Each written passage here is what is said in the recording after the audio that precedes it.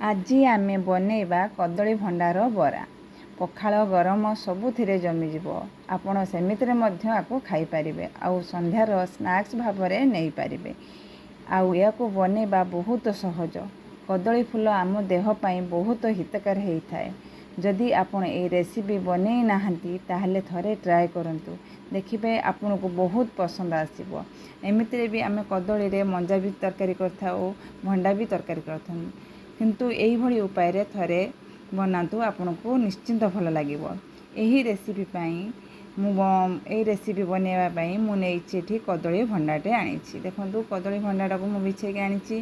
तापरे तार माने फूलटा काढ़िया पई हेले हाथ रे जो कदली रंग अठा अंश लागी जाए, सेथि पई मु टिके सोरिष तेल पकेइकी हाथ रे लागेकी फूल गुड़ा काढ़ने। समस्ते कदली भंडाटा को भल भाबरे छड़ेबा जानि नाहंती।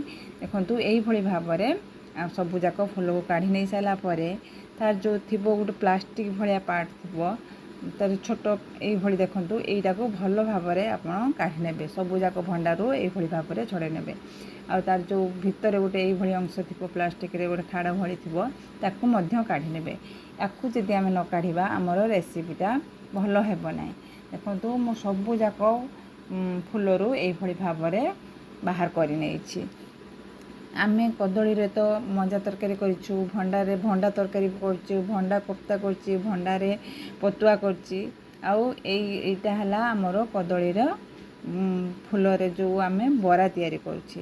देखंतु सबु जाक भंडारू मु एही भली भाबरे बाहर करि नेइछि तार नाडटा को। आउ जेमति प्लास्टिक भलिया छोटटे थिबो ताकू मध्य बाहर कर नेइछि। ताकू भल भाबरे ताकू धोई नेली। आपण मध्य काटिकी धोई पारिए, मु किंतु धोई नै कि ताकू काटि नै। आपण जे चाहिबे छुरी रे भी काटि नै पारिबे। मु ताकू पनी माध्यम रे ताकू देखंतु एबा छोट छोट पीस करके काटि नेबे। ताकू न काटले हमरो बराटा भल होबने। छोट छोट पीस करके छोट साइज रे मु देखंतु एई भली भाबरे काटि नैछि। काटि नै कि तापर ताकू हळदी पानी रे ताकू किछि समय पय रखि दिछि, नहले हमर भंडाटा कोन होबना कला पड़ी जिवो। जदि आमे हळदी पानी ताकू न पकेइबा हम भंडाटा संगे संगे कला पड़ी जिवो। देखंतु मु एटा हळदी पानी रे ताकू रखि देइछि, धोई देइथिले आगरु। तापर देखंतु करेई रे सेई पानी सफा पानी मु जेहेतु देइथिली सेई पानी देइकी ताकू 5 मिनिट पय ताकू कवर करिकी सिझे नेइछि। जदि आमे न सिझेइबा एमिति रे आपण कंचार भी करि परिबे, किंतु कंचार कले तार टेस्टटा भल आसीबो नाही। सेति पय मु ताकू सिझेइ नेइकी तार पानीटा को बाहर कर नेइछि। पानी जदि आमे रहिबो कसा अंश रहिबो हमरो बराटा भल लागिबो नाही।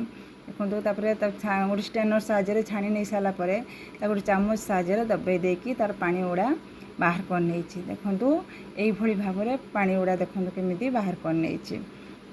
तापरे गोटे जगह रे से जो कदली भंडाटा को चिपुड़ी के रखिथिली ताको पके देली। तापरे दे देली मु किछि रे काटि के रखिथिबा जो कटा पियाज को। आपण जदि पियाज न खाती ताले ताको स्किप कर नेबे। आउ एथिरे मु व्यवहार करिछि चाउल को बाटिकी देइछि। आपण पाखर जदि चाउल थिबो चाउल चुना ताले तार पाउडरटा को चाउल पाउडरटा को मध्य देइ पारे। मोठू जेहेतु बटा चाउल थिला जो बरा हमर जेमिति चाउल माने फूल पिठो जो करंती सेबडा बरार पिठो अंश रे मु ताको चाउलटा को बाटिकी नेइथिली। तापरे किछि पके देली कटा पियाज, किछि भुसुआ पत्र, आउ एठी रसुण अदा आउ कंचा लंका को मोठी छेची के नेइछि। आपण चाहिए पेस्ट मध्य पके पारिबे। मोठी किछि मसला भी पके नै।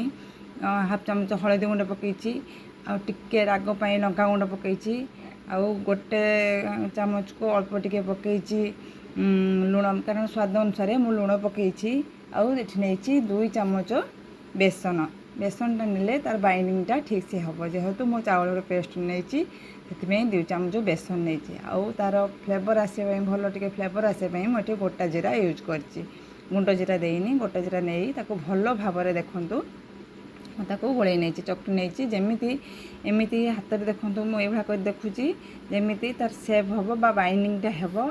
जेमिति बाइंडिंग हेबे एई भली भाबरे शेपटा हे पारथबो सेई भली भाबरे बेसन आउ चाउल पेस्ट नेकी कर देइछि। तापरे देखंतु एपटरे माने मु मीडियम फ्लेम रे देइछि गैस टा रखिकी ताकू पूरा ମୁଁ ତାକୁ ଛାଣି ନାହିଁ, ମୁଁ ଭାଜି ନେଇଛି ଅଳ୍ପ ତେଲ ପକାଇକି ତାକୁ ହାଲକା ଭାବରେ ଭାଜି ନେଇଛି। ଯେହେତୁ ଆମର ପିଠଉ ପଡ଼ିଛି, ଚାଉଳର ପିଠଉଟା ପକାଇଛି, ଆପଣ ଚାହିଁଲେ ଚୁନା ବି ପକାଇ ପାରିବେ। ତାମାନେ ବଢ଼ିଆ କ୍ରିସ୍ପି ହେବ, ଏ ବରାଟା ଏତେ ଟେଷ୍ଟ ହେବ ଆପଣ ନ ଖାଇଲେ ବିଶ୍ୱାସ କରିପାରିବେନି। ଚାଉଳର ବରାକୁ ଆମର ଫୁଲ ବରାଟାକୁ ଦେଖନ୍ତୁ ଟିକେ ଲାଇଟ୍ ବ୍ରାଉନ୍ କଲର୍ ଆସିସାରିଲା ପରେ ତାକୁ ଏପଟ ସେପଟ କରିକି ତାକୁ ଅଳ୍ପ ସମୟ ମାନେ ମୁଁ 5 ମିନିଟ୍ ପାଖାପାଖି ଲାଗିଥିଲା ଭାଜିବା ପାଇଁ। ଦେଖନ୍ତୁ ଏଇଭଳି ଭାବରେ ଭାଜି ନେବେ। ଆପଣ ଚାହିଁଲେ ପଖାଳ ଗରମ ଯେଉଁଥିରେ ବି ଏମିତି ବି ଖାଲିରେ ଆପଣ ସନ୍ଧ୍ୟାର ସ୍ନାକ୍ସ ଭାବରେ ବି ତାକୁ ନେଇପାରିବେ, ବହୁତ ବଢ଼ିଆ ଲାଗିବ। ଥରେ ଏଇଭଳି ଭାବରେ ଟ୍ରାଏ କରନ୍ତୁ, ଆପଣମାନଙ୍କୁ କେମିତି ଲାଗିଲା ମୋତେ କମେଣ୍ଟରେ ଜଣାନ୍ତୁ।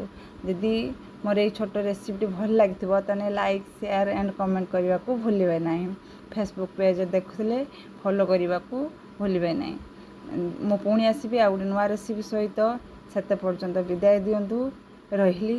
ଜୟ ଜଗନ୍ନାଥ।